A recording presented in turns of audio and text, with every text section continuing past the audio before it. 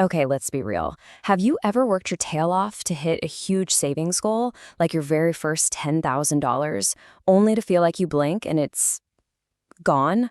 Yeah, it happens to so many people.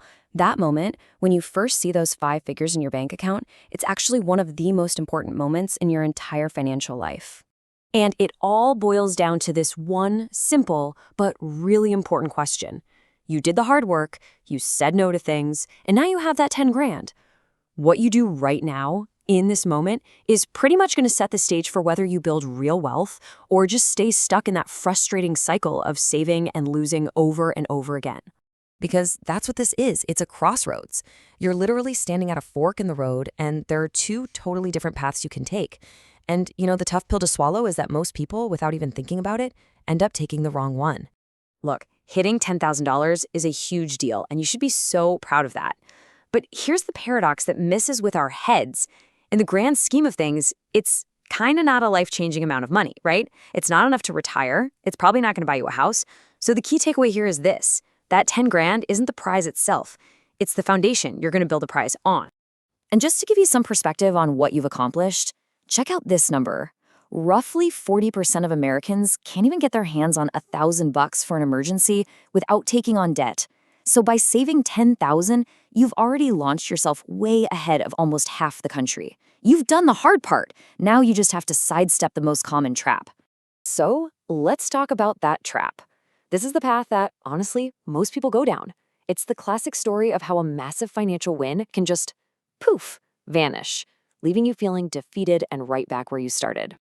And it all kicks off with this one tiny mistake that feels completely harmless. You hit your goal, you see the $10,000, and you just let it sit there right in your main checking account. The problem is, when that money is so easy to see and access, your brain doesn't register it as long-term savings. It just sees a big pile of money I can spend. And man, it feels good, doesn't it? You open your banking app, and there it is, that beautiful, healthy, five-figure number staring back at you. It makes you feel secure, like you can finally ease up a bit. And that feeling of security, it leads directly to this sneaky little thing called lifestyle creep. It's not one giant, stupid purchase. It's subtle. You start eating out a little more often. You finally buy that jacket you've been wanting. You decide, hey, why not upgrade my phone? Every little thing feels totally fine because, hey, you've got 10 grand in the bank, right? But slowly, quietly, without any big alarm bells going off, that balance just starts to trickle down. 10,000 becomes 9,000, then 8,500. And before you even realize it, you look one day and you're down to 7,800. You keep telling yourself you'll rein it in next month, but that new spending habit, it's already settled in. And then, boom, just when you're getting used to this new normal, life does what it always does. It throws you a curveball. It's never a question of if an emergency will happen, it's just a matter of when.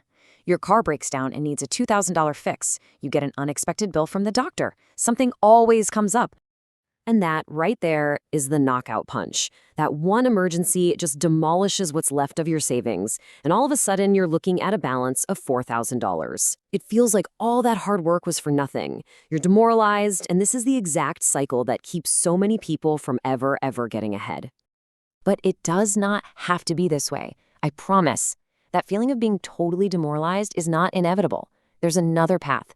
And it all starts with one small but powerful shift in how you think. A shift that really separates the people who build wealth from those who stay stuck. And this is it. This is the whole secret. The second you hit that $10,000 mark, you have to give every single one of those dollars a specific job to do. You have to split the money up and send it to different places for different reasons. Not next week, not after you've had some time to think about it. You do it right away because you're protecting that money from your own worst enemy, your own brain. So how do you actually do that? Well, it's not some big, complicated secret. It really just comes down to a simple, effective, three-step system that anybody can use to turn that pile of savings into a real wealth-building machine. Okay, here's the playbook. Step 1, you take somewhere between $3,000 and $5,000 and you move it into a totally separate high-yield savings account. That is now your emergency fund. Its only job is to sit there and protect you. Step 2, you take the rest of it, that $5,000 to $7,000, and you invest it for long-term growth. And step 3, you set up automatic transfers so this whole system just runs on autopilot from now on. And here's what that looks like.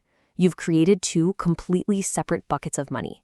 You cannot overstate how powerful this is psychologically. Instead of seeing one big $10,000 pile of spendable money, you now have a protected emergency fund that you know not to touch and an investment account that's off working for you, out of sight and out of mind. And these two buckets have totally different jobs. Savings, that's for your short-term safety net. That money needs to be safe, it needs to be easy to get to, which means it's not going to grow very much. Investing, on the other hand, that's for building your long-term wealth. Yeah, it's got some risk, but it's how you actually let your money make more money over time. Wealthy people get that you absolutely need both. Now, for that investment bucket, where you put the money is a huge deal. A Roth IRA is, hands down, one of the most powerful tools for someone just starting out. It's just a type of account where you can put your money into things like stocks or index funds, but here's the magic. You put in money you've already paid tax on, and then all of the growth it ever makes, every single dollar, is 100% tax-free when you take it out in retirement.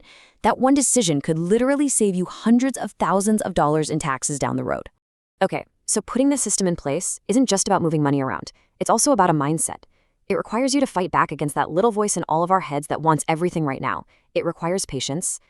And this right here, this is the biggest patience trap of them all. You save up 10 grand and you immediately think, awesome, I can use this for a down payment on a new car or maybe even a house. But listen, when you use all of your savings for a down payment, you are right back at square one. You have a brand new monthly payment to worry about, but you have zero savings and zero cushion for when things go wrong. You're basically buying from a position of financial weakness. This quote just nails the mindset difference perfectly. Do you see $10,000 as a tool to buy something today, or do you see it as a seed that can grow into something much, much bigger tomorrow? Your answer to that question really changes everything. It's the difference between buying a thing and building a future. So let's just totally reframe how we think about this. Saving $10,000 isn't crossing the finish line. Nope, it's stepping up to the starting line with a solid, concrete foundation ready for you to build a totally different financial life on top of.